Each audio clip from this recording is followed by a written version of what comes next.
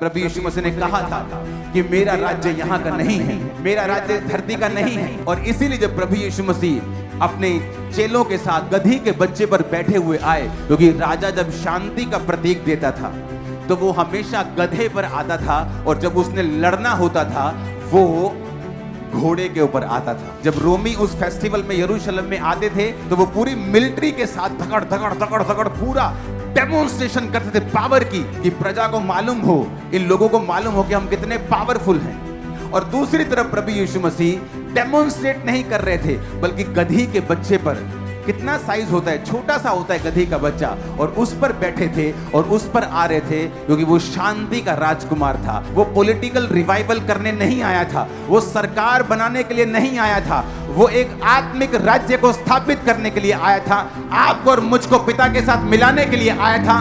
वो परमेश्वर जिसके लिए हीरे चांदी सोना किणकों के समान है, क्या आपको लगता है कि वो किसी पॉलिटिक्स को करने के लिए दुनिया में आया? क्या आपको लगता है कि वो किसी के धर्म को बदलने के लिए आया, किसी कुछ खास करने के लिए वो इंडिया में आया?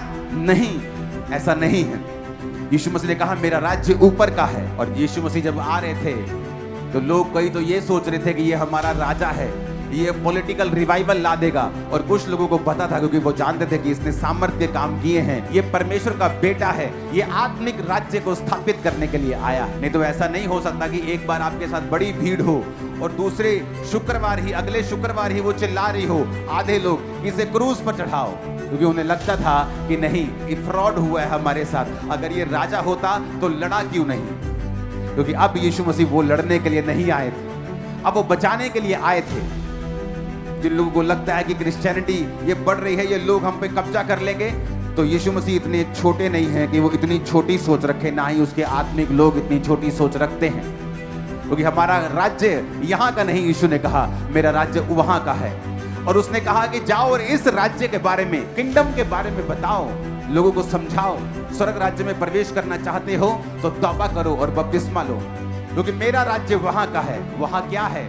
वहां अंधेरा नहीं है, बीमारियां नहीं है, स्वर्ग में रोना नहीं है, रिजेक्शन नहीं है, कमी नहीं है, गरीबी नहीं है, दुख नहीं है, डिप्रेशन नहीं है, बोझ नहीं है, आनंद है, शांति है, अंधेरा नहीं है, उजाला है। हर वक्त परमेश्वर के दीदार है, परमेश्वर के दर्शन वहां होंगे, प्रभु की सेवा हम वहां करेंगे। परमेश्वर ने कहा जाओ और लोगों को इस बारे में बताओ कि मैं तुम्हें बचाने के लिए आया हूं, तुम्हें चंगा करने के लिए आया हूं, तुम्हें आजाद करने के लिए आया हूं, तुम्हें आंखें देने के लिए आया हूं, कोड़ियों को शुद्ध करने के लिए आया हूं, और यही मेरा राज्य है।